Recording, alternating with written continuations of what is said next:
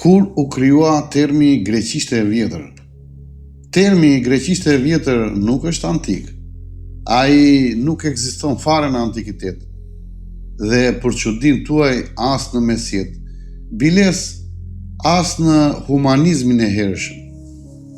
Deri në fund të shekullit të 18, gjuha e Homerit, Platonit dhe Aristotelit quhej thjesht helenike ose gjuha e autorëve klasik. Nuk ishte një ndarje strikte në greqishten e vjetër, për shembull, siç është sot, greqishten mesjetare apo greqishten moderne.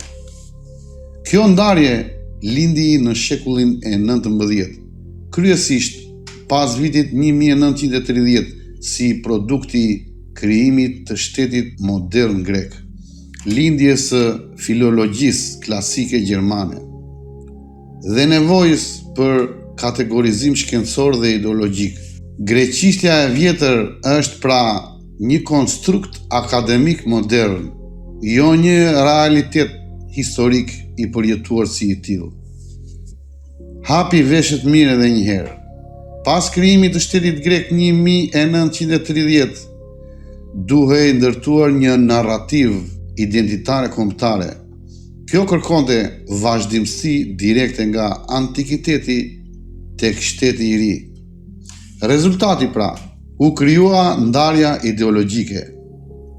Greqishte e vjetër, e barabartë me e lavdishme, dhe greqishte moderne, e degeneruar sipas elitës. Përse u desh greqishtja e vjetër pas vitit 1930? Pas pavarësisë së Greqisë, duhej ndërtuar një vije drejt për drejt identitare, nga antikiteti klasik tek shteti kombëtar modern. Por, në të njëjtën kohë, greqishtja e servirur popullore ishte shumë larg asaj së teksteve klasike. Zgjidhja ishte artificiale, por funksionale. U ngri gjuha e autorëve klasik si greqishte e vjetër. U nda nga greqishtja kishtare e 1800-s pra, dhe u vendosi standard prestigji, autoriteti dhe burimi. Pra, kjo ndarje nuk është thjesht gjuhësore, është ideologjike, politike dhe metodologjike mbi të gjitha. Mirëpo, pak më vonë del dhe termi fjalë para greke. Si dhe pse u krijua termi para greke? Termi para greke u krijua nga filologjia e shekullit të 19-20, kryesisht për të emërtuar fjalë të greqishtes që nuk shpjegoheshin dot, as me indo-europianishten, as me vetë greqishten. Pra, fjalët të cilat bëjnë sallat dhe vetë ashtu quajturën greqishte e vjetër.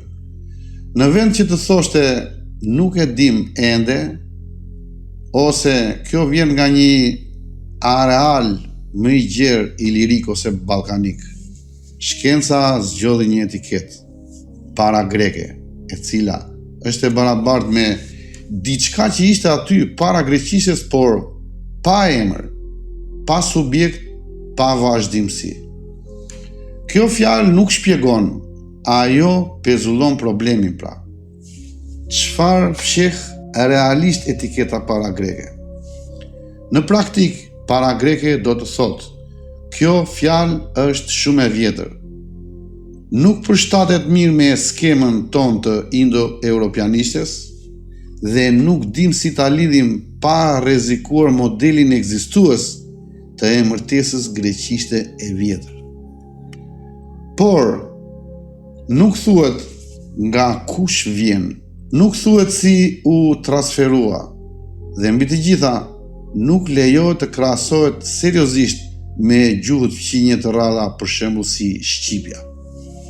Kështu, para greke bëhet jo hapje, por mbyllje metodologjike. Në videon paralel se shpjeguam se shkenca, kur mbyll metodologjinë, nuk quhet më shkencë, por dogm me rrobat e shkencës. Pra kemi krijimin e kronologjisë artificiale. Problemi i kronologjisë artificiale, një nga mekanizmat kryesor të mbylljes së hipotezave, është kronologjia artificiale. Logjika është kjo. Nëse një fjalë është e dokumentuar herët në të sapo quajturën greqishte e vjetër dhe një gjuhë tjetër që dokumentohet vonë, atëherë greqishtja e vjetër ka përparësi absolute. Biles nuk lejohet as etimologjia. Por kjo është gabim metodologjik. Këtu kemi: dokumenti i hershëm është e barabartë me origjinë absolute. Një gjuhë mund të jetë shumë e vjetër, por e pa dokumentuar me shkrim, dhe të ruaj struktura semantike arkaike. Ajo hidhet poshtë, nuk merret parasysh dhe ndalohet të studiohet. Kronologjia e teksteve nuk është kronologji e ideve, as e koncepteve, as e gjuhëve si sistem të folura. Kronologjia e teksteve është gardhi që vë shkenca, dhe kur shkenca vë gardhin, kthehet në dogmë me uniformën e shkencës. Si mbyllen hipotezat reale tani? Kur kombinohen greqishte e vjetër si autoritet absolut, termi para greke si etiket pezullimi dhe kronologjia artificiale si gardh i pakapërcyeshëm, rezultati është ky.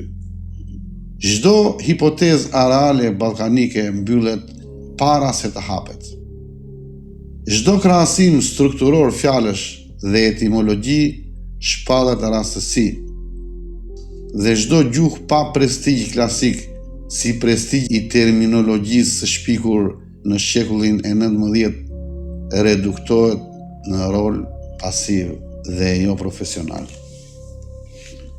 Kjo nuk është shkencë neutrale pra.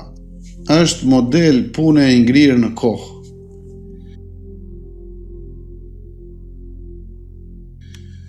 Përfundimi. Rikthimi i këtyre termave nuk mohon greqishten, nuk shpik burime imagjinare dhe nuk krijon dogmë të re. Ai thjesht rikthen një parim themelor. Shkenca nuk ka të drejtë të përjashtojë mundësi vetëm sepse nuk i përshtaten modelit ekzistues të krijuar në shekullin e 19-20. Dhe pikërisht këtu fillon puna e vërtetë. Dogmës së krijuar në shekullin e 20 duhet t'i hiqen rrobat e shkencës. Vetëm atëherë shkenca do të mund të quhet shkencë dhe debati hapet. Sepse kur debati shpallet i mbyllur, ajo nuk quhet më shkencë.